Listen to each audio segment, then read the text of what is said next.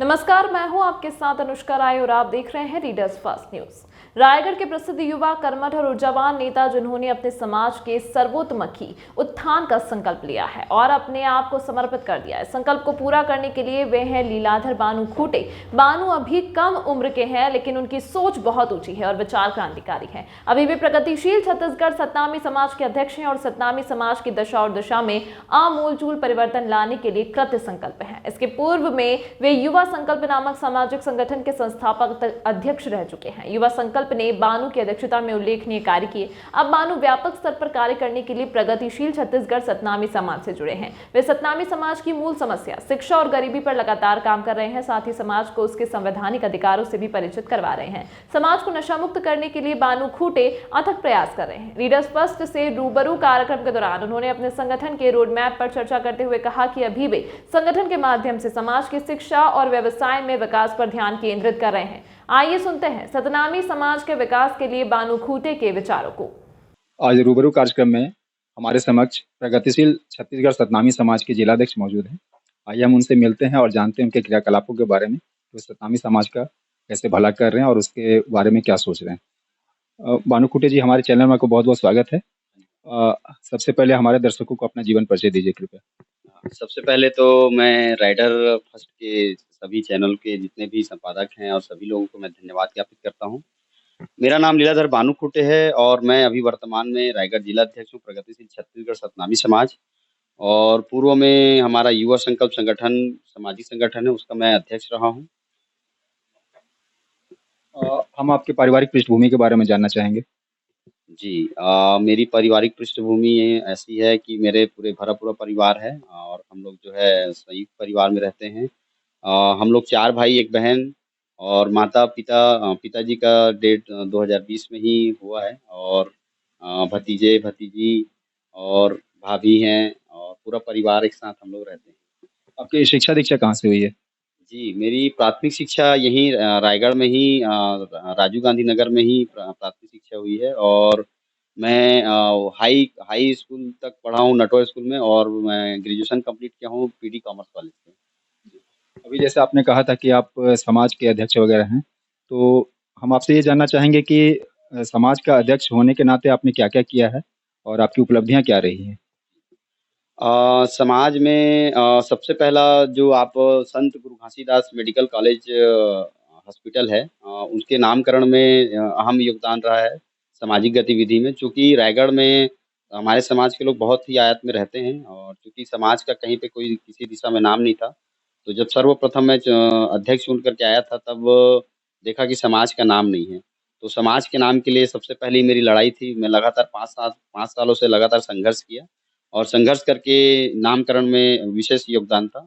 और लगातार हम जो है जैसे अभी वर्तमान में आरटीई के तहत में जो है हम बच्चों को जो है निःशुल्क शिक्षा के लिए जो गवर्नमेंट से जो 25% आरक्षित होता है, उसके लिए भी लगातार हम प्रयास करते हैं। और हमारा जो विशेष लगातार ये रहता है कि समाज में जो व्यवसाय है, छोटा-छोटा व्यवसाय है, हम लोगों को जो है प्रोत्साहित करने का भी प्रयास करते हैं, छोटे-छोटे व्यापार करने के लिए। चूँकि हमारा जो समाज है वो समृद्ध नहीं है और हमारी विशेष रहती है कि हम लोगों के बीच में जाकर के उनको जो है उनके संवैधानिक अधिकार के बारे में जानकारी देना, उनको जो है संविधान से संबंधित चीज़ों की जो उनके अधिकार हैं, उनको जानकारी देकर के उनके हक अधिकार के लिए लड़ने के लिए भी हमारा काम रहता है।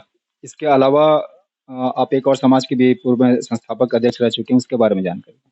हाँ, मैं आपको बता दूँ युवा संकल्प संगठन जो है लगातार जो है आज रायगढ़ जिले में 2016 में 18 मार्च 2016 से हमारी संगठन की स्थापना हुई थी और लगातार संगठन के नेतृत्व में जो है हम लोगों ने नाना प्रकार के काम किए जिसमें हमारा प्रमुख कार्य रहा है वृद्धों की सेवा, बेजुबान जानवरों पे वर्क करते थे, स्वच्छता पे विशेष हमारा जो है कई बार हमको अवार्ड भी मिला है और बेटी बचाओ बेटी पढ़ाओ में भी हमारे विशेष कार्यक्रम रहे हैं।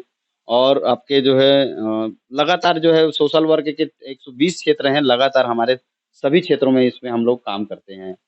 कोरोना के टाइम में भी आप देखे होंगे कि जब शुरुआती दौर कोरोना का टाइम रहा, तब हम लोग जो है आईएसपीओ बनाए गए थे विशेष हमारे जो पुलिस अधीक्षक संतोष सिंह जी के द्वारा और रायगढ़ में हमने खूब सेवा की समाज के।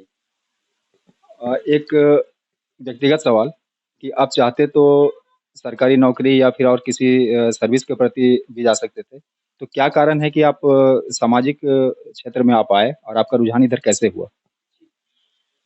हमारा जो सामाजिक परिवेश में आना एक तरह से देखा जाए तो जो मैं जिस समाज से आता हूँ, उस समाज में बहुत ज़्यादा जो है कमियाँ हैं और उस समाज को सुधारने के लिए भी मेरा एक सोच था कि समाज की दिशा-दशा बहुत दयनीय थी, तो उसको सुधारने में इसलिए इस क्षेत्र को मैंने चुना है। और मैं चाहता हूँ कि मेरे जो समाज के लोग हैं, वो जो है समृद्ध हों, आर्थिक रूप से मजबूत हों और नशा मुक्त समाज का सपना जैसे बाबा गुरु घासीदास जी ने देखा था, वैसी हमारा भी इच्छा है कि पूरे समाज के लोग नशा मुक्त हों। तो जब तक आप सोशल वर्क करते-करते आप लोगों के बीच तक जा पाएँगे, अच्छे से अच्छा वर्क कर पाएँगे और निस्वार्थ कर पाएँगे। क्योंकि आप सेवा का काम करेंगे और सेवा से जुड़ेंगे तो आपके अंदर में एक अलग अद्भुत शक्ति आएगी और उस शक्ति से ही आप समाज का परिवेश को बदल सकते हैं। तो समाज के उत्थान के लिए आपका रोड मैप क्या है? क्या प्लान है आपका? अभी वर्तमान में जैसा मेरा जो प्लान है जो शिक्षा को लेकर के और विशेष व्यवसाय को लेकर के। क्योंकि शिक्षा और व्यवसाय ही एक ऐसा स्थिति है जो हमारे समाज को समृद्ध बनाने में स्थिति को मजबूत करने में सफल होगा। क्योंकि देखिए आप वर्तमान में देखेंगे कि शिक्षा का स्तर आज हमारे जो समाज के बीच में बहुत कम है। बहुत देखेंगे तो 12वीं क्लास बहुत कम लोग पढ़े हैं। देखेंगे ग्रेजुएशन जो है बहुत कम लोगों ने किया है और आर्थिक रूप से जैसे उद्योग उद्योग जो धंधे हैं वो हमारे लोग बहुत कम लगा रहे हैं। छोटे-छोटे व्यवसाय हर कोई करता है, लेकिन बड़े-बड़े जो व्यवसायी हैं, वो जो है हमारे लोग नहीं कर पा रहे हैं। तो मेरा इच्छा ये है, अभी वर्तमान में मेरा रोड मैप यही है कि अभी मेरे को शिक्षा के लिए वर्क करना है, शिक्षा को पूरे प्रत्येक घर-घर तक पहुँचाना है, अंतिम छोर तक पहुँचाना है और साथ ही साथ जो है व्यवसाय को लेकर के मेरे समाज के जो है सभी के सभी जो है आर्थिक रूप से मजबूत होंगे। आर्थिक रूप से मजबूत होंगे तभी जाकर के उनके साथ कोई अन्याय, अत्याचार नहीं होगा, क्योंकि मेरे समाज के साथ में अन्याय, अत्याचार होता है उसको देख कर के हम लोग रोड में लड़ाई लड़ते हैं, लेकिन मुझे कहीं न कहीं ऐसा लगता है कि मेरे लोग जब शिक्षित होंगे, संवैधानिक ज्ञान उनको प्राप्त होगी, तब जाकर के उनको जो है हम लोग जो है ठीक कर पाएँगे समाज को। अ, आपका रोड मैप बहुत अच्छा है और मेरे को लगता है कि आप बाबा साहब अम्बेडकर से प्रेरित हैं, क्योंकि उनकी भी यही विचारधारा थी। एक चीज़ जो व्यावहारिक तौर पे देखने में आ रही है कि आपके समाज के जो लोग शिक्षा से बहुत समृद्ध हो जाते हैं, शिक्षित हो जाते हैं, आर्थिक रूप से जो समृद्ध हो जाते हैं, वो फिर समाज से कटने लगते हैं। तो इसका क्या उपाय है? इसको आप कैसे करेंगे कि वो समाज के साथ उनका समन्वय बना रहे?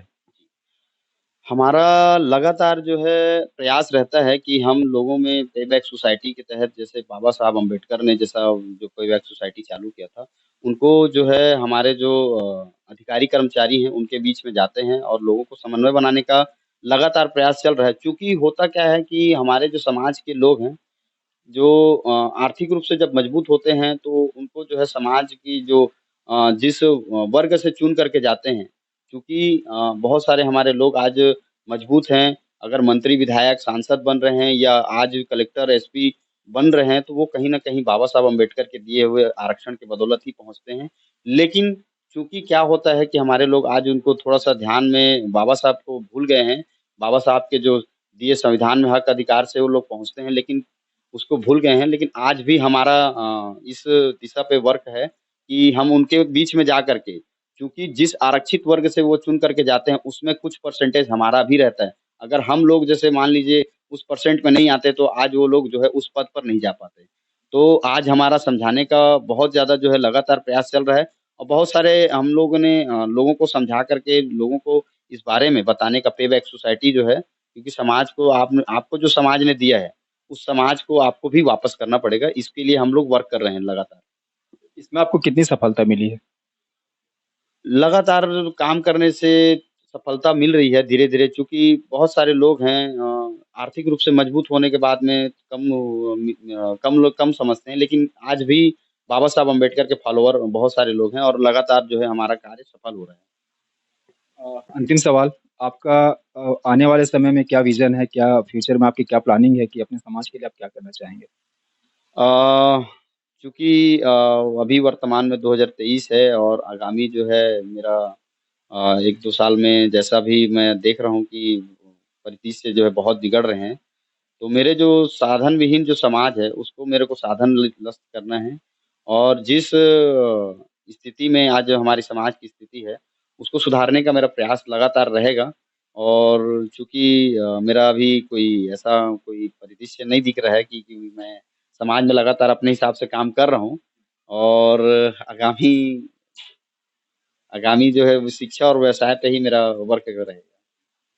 हमारे चैनल को आपने समय दिया, इसके लिए आपका बहुत बहुत धन्यवाद। Thank you.